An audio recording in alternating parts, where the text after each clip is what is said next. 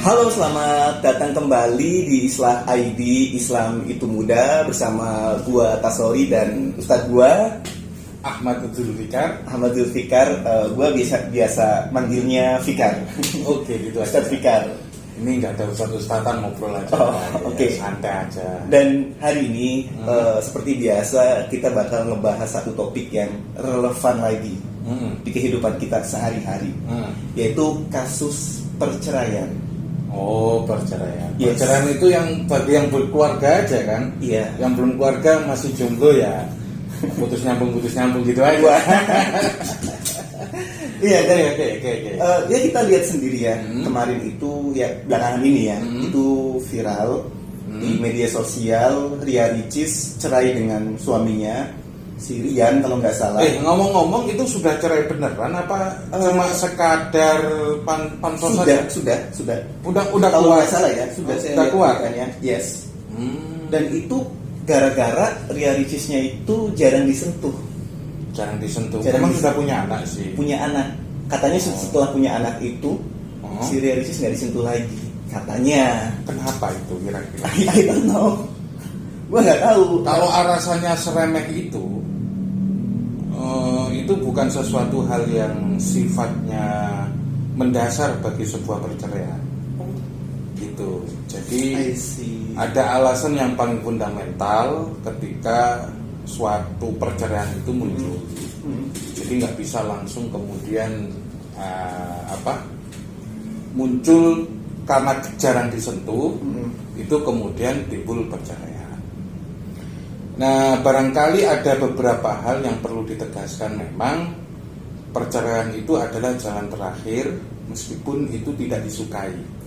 I see. Bahkan dalam hadis itu abghadul halali indallah at-talaq. Perkara halal yang paling dibenci oleh Allah itu adalah talak. Meski demikian statusnya adalah halal karena ini merupakan jalan keluar, gitu. Yang paling terakhir. Jalan keluar yang paling terakhir, karena bagaimanapun ya kehidupan berumah tangga, bersuami istri itu kalau bisa itu dilakukan secara berabad. Berabad itu maksudnya ya selamanya kan gitu. Yes. Jadi jangan sekedar kalau habis manis sepah dibuang gitu. Itu nggak bukan tujuan dari pernikahan. Nah, kalau alasannya bahwa itu jarang disentuh, ya mungkin itu merupakan sebagai sesuatu yang muncul dari sebuah percecokan. Jadi bukan disentuhnya kan gitu. Kalau harmonis, kalau hubungannya harmonis saja nggak sampai kayak gitu lah.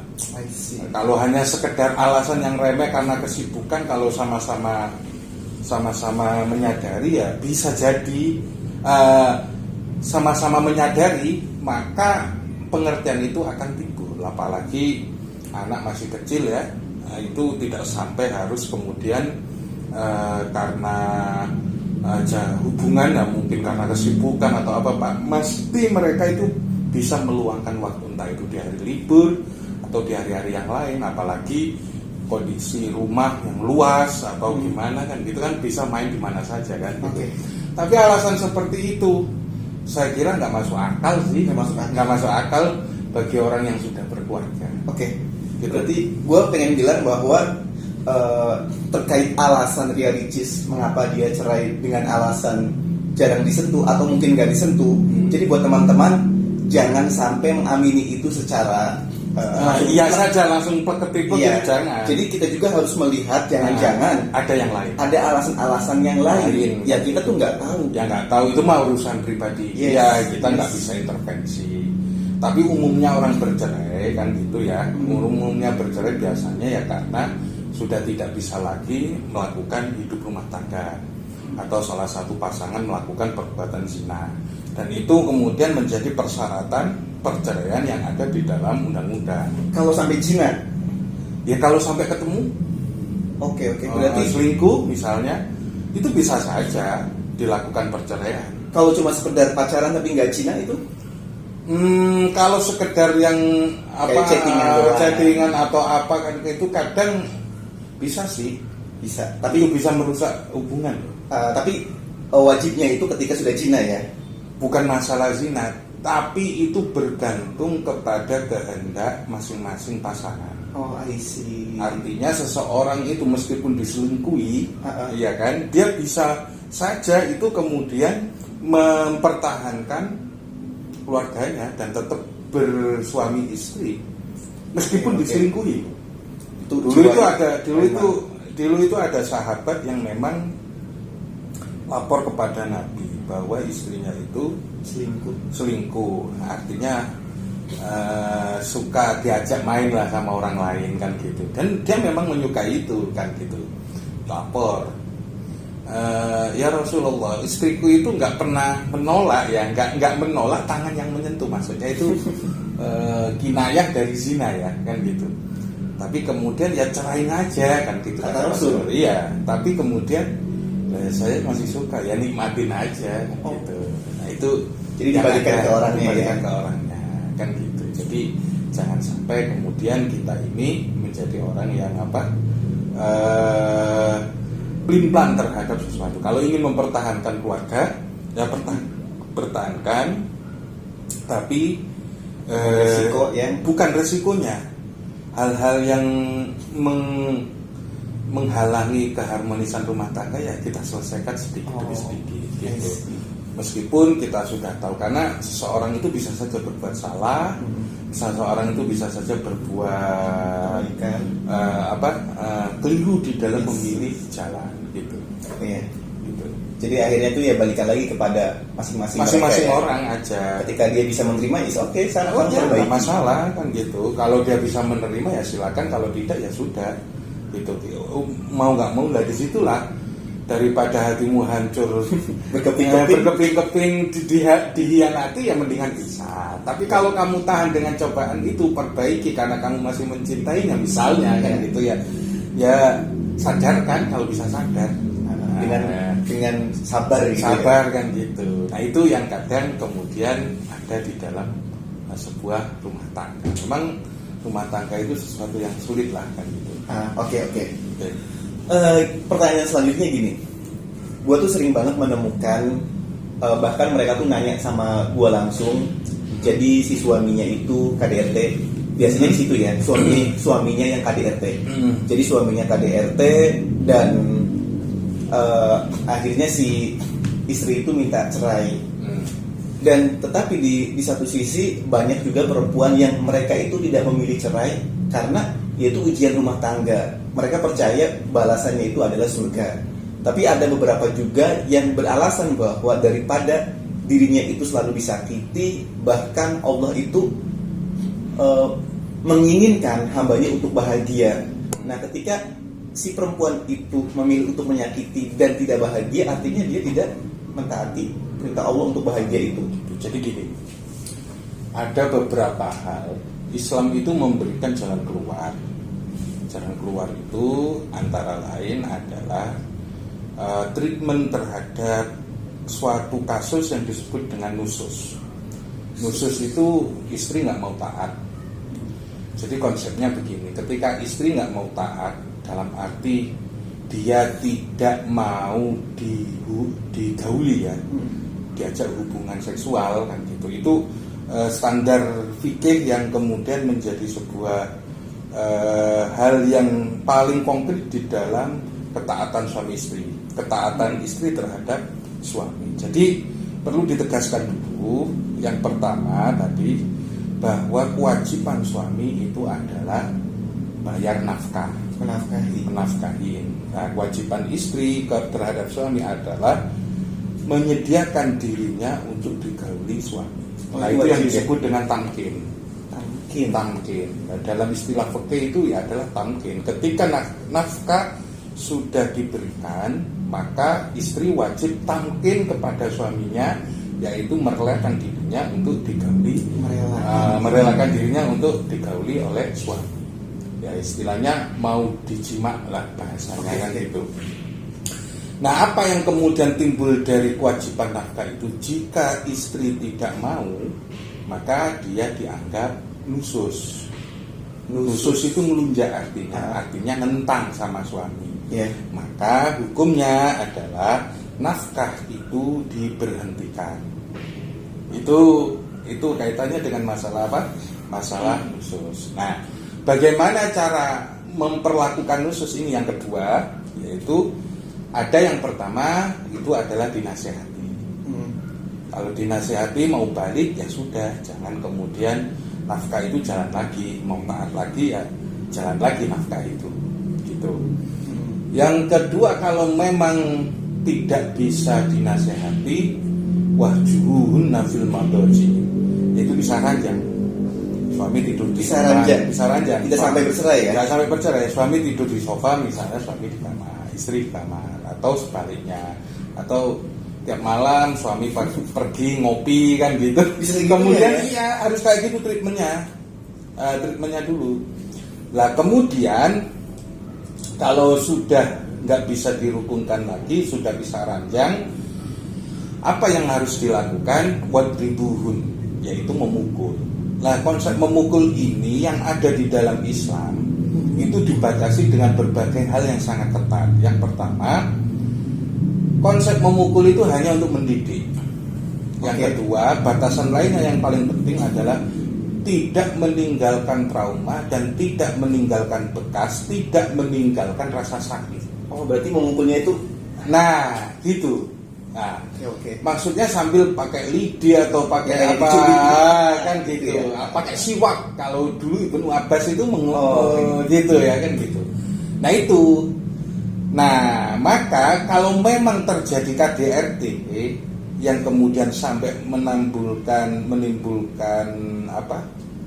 Rasa Luka sakit, trauma, atau ribu, itu kena loh di dalam Undang-Undang KDRT, anti kekerasan dalam rumah tangga. Yes. Itu kemudian bisa divisum dan dilaporkan itu. Jadi BAP secara. Dan itu diwajibkan bercerai nggak? Ya enggak, nanti dilihat dulu damai apa enggak.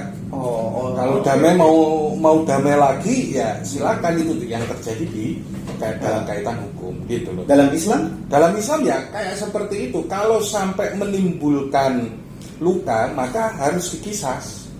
Kisas itu bukan hukuman mati ya, tapi pembalasan semisal. Oh, oke.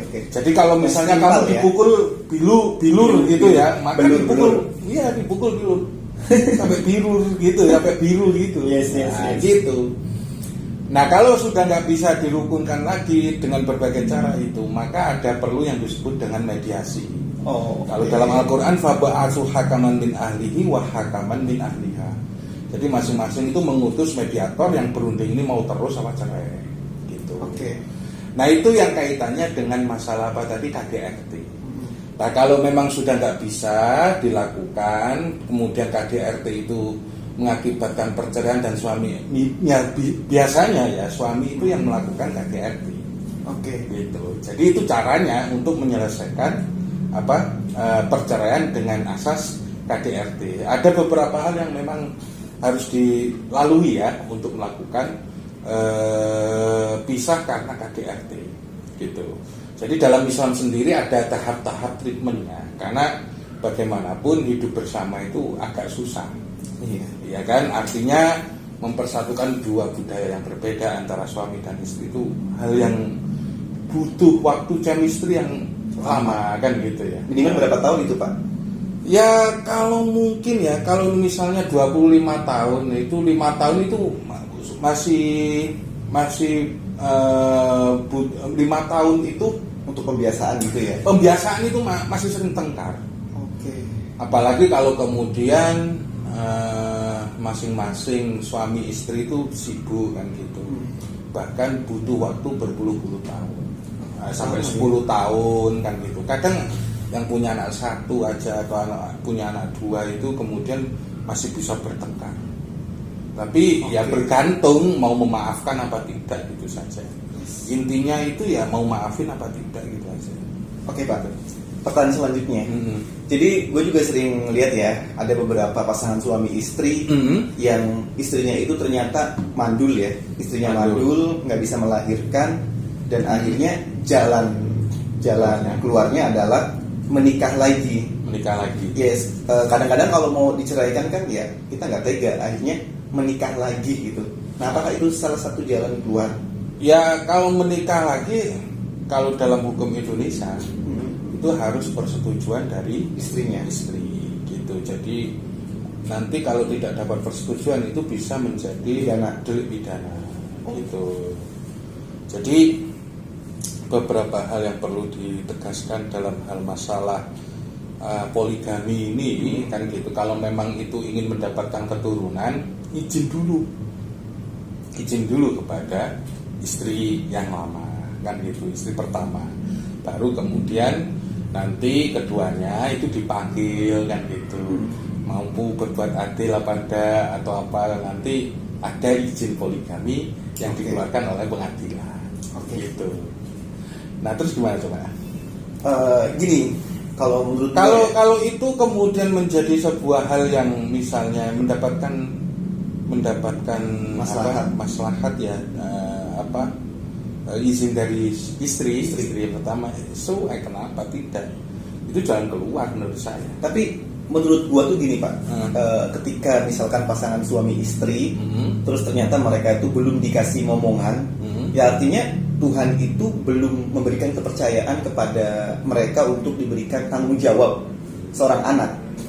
Nah jadi ya jalan keluarnya ya bukan menikah, jalan keluarnya adalah sabar, karena ketika nanti menikah lagi secara otomatis mungkin iya, ketika perempuannya itu mencoba untuk rela, ganjarannya adalah surga, pahalanya besar. Tapi kalau misalkan kita melihat seorang manusia yang biasa, apakah bisa mereka rela? Oke, mungkin di mulut dia bisa rela, tapi sepanjang malam si istri pertama kita akan menangis. Ya nggak juga seperti itu. Nah, kalau seseorang itu kita main perasaan aja lah, kan gitu, main perasaan. Yang Anda katakan itu adalah perasaan seorang yang perempuan yang diduakan, yang gitu kan? Ini dalam konsep poligami ya, kan gitu. Seandainya kan gitu ya, kamu jadi perempuan, kan gitu, jadi perempuan ya.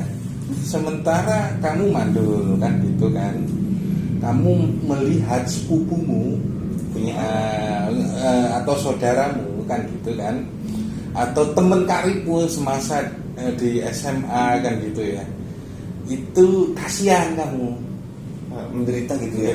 menderita hidupnya ya jomblo, kemudian ya padahal itu teman karibmu ya, sahabat dekat kamu, Tapi tetap iri gitu ya. bukan masalah iri, dia masih jomblo kan gitu, sementara kamu sudah bersuami, I see. sementara nggak punya anak.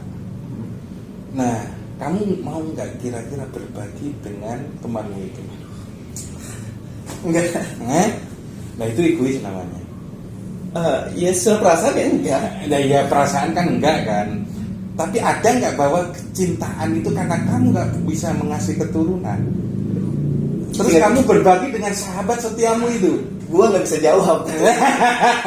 Nah, beda sudut pandang kita kan gitu loh. Ada juga, tanpa menafikan bahwa ada perasaan kalau diduakan itu sakit ya. Ada yang sifatnya bahwa ketulusan mencintai seseorang itu adalah ketika dia mau berbagi, termasuk berbagi suami. Dan kamu anggap bahwa itu adalah saudara. Saudara sesama muslim, bukan saudara kerabat, bukan saudara apa, itu saudara. Itu Yang bisa melakukannya itu perempuan-perempuan yang hebat.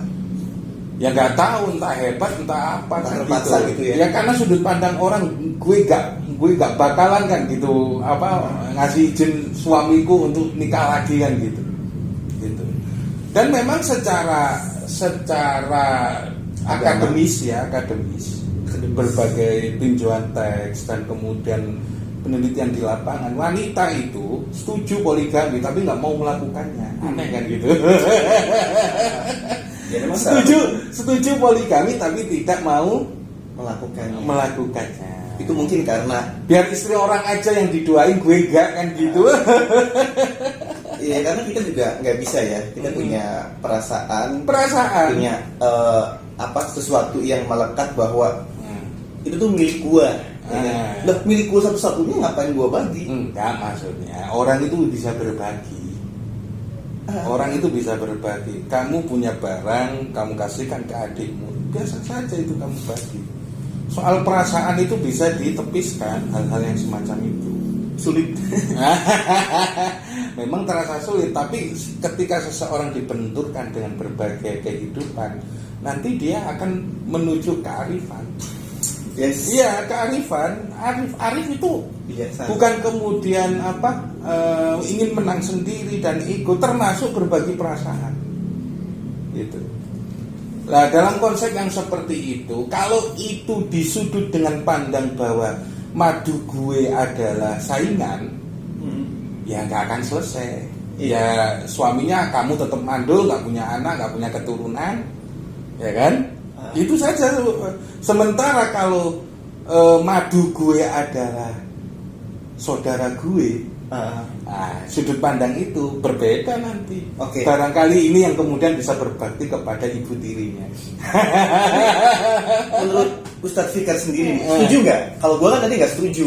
Aduh, Ya, berat. Kalau menurut orang itu akan ditempa. Dulu bisa menolak, sekarang bisa menerima. Itu akan setuju banyak nggak nih, akan banyak seperti itu. Daripada mati nggak punya anak, ya kan, mendingan mati punya anak. Ada yang meneruskan legasi, keturunan, warisan. Bahkan tujuan nikah itu kan membentuk keluarga. Dalam undang-undang tahun 74 ya, nomor 1 tahun 74, bahwa pasal 1 itu mengatakan bahwa pernikahan tujuannya adalah membentuk keluarga. Meneruskan daripada lo selingkuh haram, gitu kan? Yang mendingan kemudian ya menikah, ya baik-baik saja. Ini agak sulit meskipun lo mencintai kan gitu, karena pada hakikatnya kalau di Indonesia itu monogami, gitu kalau di Indonesia. Sementara di negeri Arab itu kemudian poligami, kan gitu. Jadi dari kesimpulan podcast ini, gue tuh pengen bilang bahwa ketika kita melihat ada orang yang bercerai, kita tidak lantas untuk mengikuti mereka alasan-alasannya. Karena justifikasinya perceraian itu bukan sesuatu hal yang buruk, gitu ya. Yes. Mungkin jodohnya berhenti di situ dengan orang itu, tapi kan ada takdir lain. Barangkali ada jodoh yang lain. Misalnya aku tunggu jandamu kan ada ya. Yes itu. Itu hal yang arif itu menyikapi kehidupan. Jadi bisa saja orang itu gagal dengan perceraiannya, dengan hubungan perkawinannya, tapi di suatu saat dia akan menemukan yang cocok dengan dia dan mampu bisa memahami. Iya. Nah itu kunci kan gitu. Karena kalau keluarga ditegakkan dengan saling ego, yang muncul adalah saling tidak mau memahami, gitu. Gak ada habisnya ya. Jadi hidup ini gak harus kemudian sesuai dengan idealisme kita. Kadang sesuatu yang kita anggap sesuatu yang baik ternyata buruk. Sesuatu yang buruk bagi kita, tapi akhirnya baik. Kita kan nggak jelas soal baik dan buruk yang akan menimpa diri kita. Itu masih misteri karena itu urusan takdir. Gitu. Gimana coba?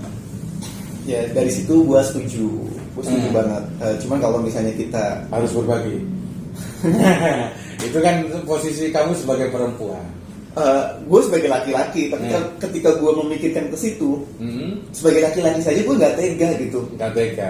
Iya. Ya sebagai laki-laki, tapi cinta itu tulus. Cinta itu apa sih? Sejati itu tulus. Hal yang sejati itu tulus.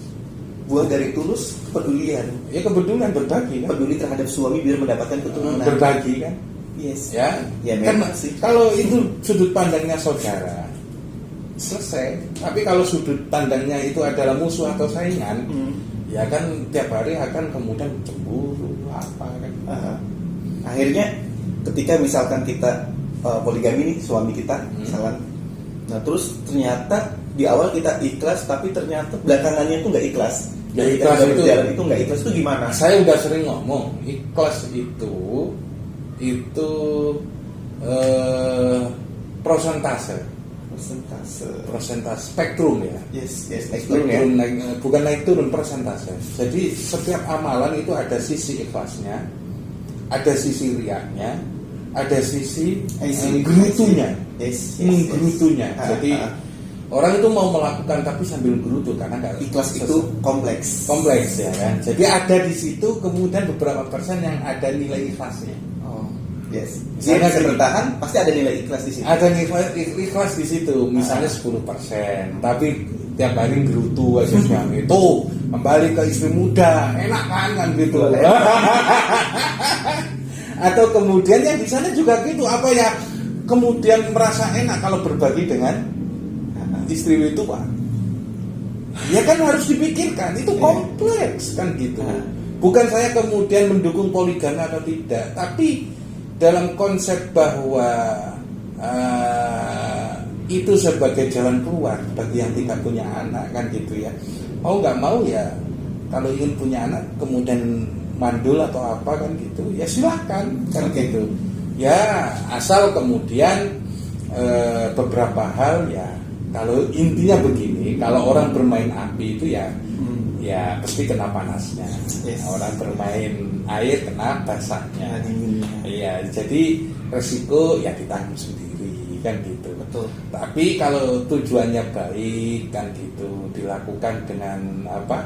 Tekad yang bulat kan gitu, dan tujuannya tidak melanggar syarat ya kan, dan syarat-syaratnya terpenuhi ya silakan saja. Toh nanti juga akan terjadi yang disebut dengan penyesuaian. Itu yang mungkin awalnya ya kontras, tapi lama kelamaan terbiasa dan sebagainya menjadi kebiasaan. Kebiasaan dan akhirnya ya legowo sendiri. Legowo sendiri, lapang dada sendiri. Yaitu pandangan saya. Kalau orang lain, oh gak bisa, itu harus gak baik, gak bisa kayak gitu. Pokoknya istri gue, suami gue harus milik gue satu-satunya kan gitu.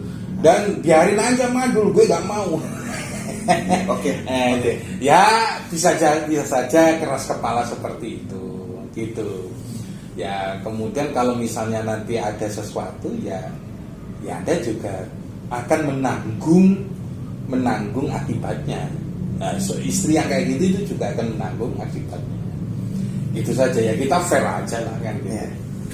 Menarik sih sebenarnya ini. Iya. Dari kasus yang pertama dari perceraian sampai ke sini gitu, sampai Kesini, poligami. poligami. Dan ini memang terjadi di kehidupan kita. Ngomong-ngomong ini udah lama ini. Iya. 30. Jadi kan gue mau ngasih kesimpulan. Ya kesimpulan jadi panjang kayak gini. Udah. Nah, mungkin kita selesaikan aja ya. Selesaikan aja. Jadi gini aja lah.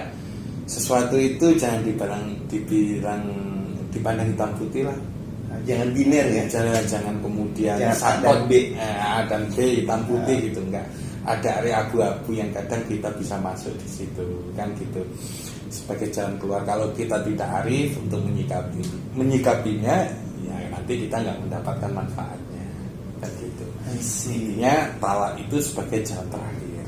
Sementara poligami itu ya boleh saja, tapi pertimbangkan dulu hal-hal yang timbul akibat poligami itu. Saya Fikar, mohon diri. Gua Tasori, terima kasih sekali. Assalamualaikum Warahmatullahi wabarakatuh.